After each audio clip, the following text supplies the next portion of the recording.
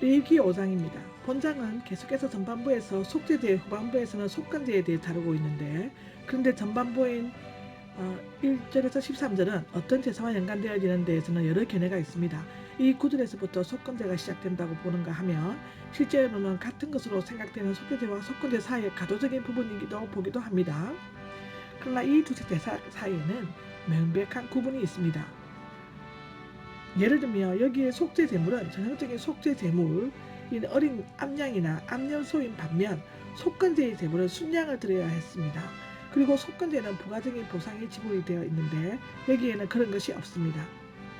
따라서 이 부분에는 속죄제의 보충 부분으로 간주해야 한다고 기록되어져 있습니다. 속죄제의 보충 부분은 1절에서 6절인데 속죄제의 일반적인 규례에 이어 속죄제를 드려야 할 여러가지 범죄의 종류에 대해서 언급하고 있습니다. 첫째로는 정언을 하지 않을 경우, 두 번째는 부정한 것에 대해 접촉해서 부정케 된 경우, 세 번째는 경솔하게 맹세한 경우입니다. 첫 번째는 어떤 사건을 보거나 알아서 정인으로 진술케 했음에도 불구하고 진술하지 않는 것은 결국 죄인과 한편이나 다름없다는 것으로 기록되었습니다. 이것은 잠언 29장 24절에 나오고, 정인으로 요청을 받았을 때는 침묵하거나 회피하지 말고 반드시 사실대로 정언해야 된다고 기록되어져 있습니다.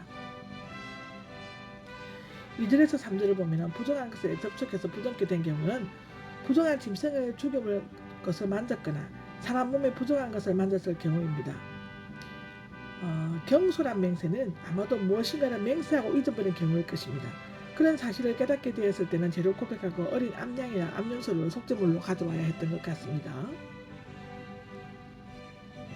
가난한 자를 위해 드리는 속죄제는 7절에서 13절까지 기록인데요. 이 속죄제는 자신도 모르는 사이에 죄를 지어 속죄받기를 원하는 가난한 자들을 위해 특별히 마련된 제도입니다. 제물을 드리는 것은 필수적인 일이기 때문에 가난하다고 해서 제물 드리는 것이 면제되지는 않았습니다. 어린 양을 바칠 여유가 없는 가난한 자는 산비둘기나 집비둘기 새끼 2마리를 가져와서 하나는 속죄제물로 하나는 번제물로 드려야 했다고 7절에 기록되어져 있죠. 이 속죄제사는 속죄제물의 피를 단 주변에 뿌리는 것을 제외하고는 새를 드린 번제, 아마 한 마리의 새는 번제와 같은 방법으로 단 위에 태워졌을 것이며 다른 새는 규례대로 번제로 드려졌고 그 결과는 속죄와 제사함이었습니다. 그런데 새 2마리도 구할 수 없는 극빈자들은 속죄 제물로 고운 곡식가루 10분의 1 에바를 속죄물로 가져온 고운 곡식가루와는 달리 그것이 속죄 제물이 되기 때문에 기름이나 유황을 그것에 넣지 않고 제사장은 속죄물과 똑같이 기념물을 단 위에 태웠습니다. 그 결과 역시 속죄와 제사함이었습니다. 우리는 여기에서 가난한 자를 자상하게 배려하시는 하나님의 넓으신 자비심과 모든 사람은 부하거나 가난하거나 모두 똑같이 죄를 지으며 그 죄는 반드시 사함을 받아야 한다는 것입니다. 죄의 사함은 재물의 값어치에 있지 않고 마음의 중심과 믿음의 정성에 있다는 것입니다. 열왕기상 15장에 나오고 이사야 55장에도 나옵니다. 죄 용서를 통한 구원은 외적인 조건이나 신분에 관계없이 모든 믿는 자들에게 미친다는 사실을 알 수 있습니다. 또한 이 규례의 인류의 구속을 위해서는 반드시 마음 없는 어린 양 예수 그리스도의 십자가 죽음이 필요하다는 사실을 교훈해주고 있습니다. 아멘. 속건제에 관한 규례는 번제, 소제, 하목제, 속죄제에 이어 속건제에 관해 언급하고 있는데요. 속죄제와 속건제는 그 제사 방법이 비슷하고 또 자신이 지은 죄를 속감받는 참된 화해를 이루기 위해 목적도 같기 때문에 동일시되기도 합니다. 분명히 두 제사는 구분되어 있습니다.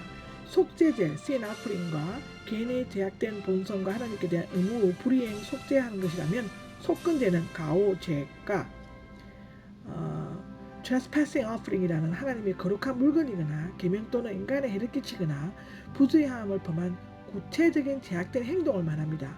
즉 다시 말하면 10계명의 5에서 10번에서 10번까지를 말하는 것 같습니다. 속죄하기 위한 것이었고 속죄제의 제물은 신문과 평면에 따라 수송아지로부터 고운 곡식 가루까지 다양했지만 속건제는 언제나 희생제물로 순양만을 드리게 되어 있었으며 속건제의 제사 방법과 원리는 속죄제의 그 것과 똑같습니다. 첫째는 순양은 대속물이 되었고, 둘째 제사 드리는 자의 희생 제물을 자신과 동일하여 자신의 죄를 고백했고, 셋째 제사 드리는 자는 그 짐승을 죽이고 제사장은 그 피를 적절한 장소에 뿌렸으며, 네 번째 짐승은 죽고 그 생명을 제사 드리는 자와 맞바꾸었습니다. 그런데 속건제, 즉 다시 말하면 배상제라고도 불리는데요. 속죄제와는 달리 반드시 손해보상을 해줘야 하는 제사였습니다. 여기에는 무지나 소홀함으로 인한 게으름의 죄와 다른 사람의 재물을 개인적으로 소비하는 불신 행위 등도 포함되었는데요. 속건제를 드려야 할 때는 유형별로 크게 세 가지로 구분되었다고 합니다.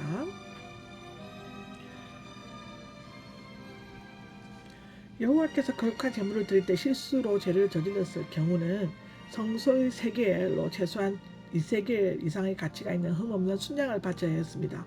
그리고 거룩한 제물에 대해 죄 지은 것에서 자기가 보상해야 할 것은 5분의 1을 덧붙여 보상해야만 했습니다.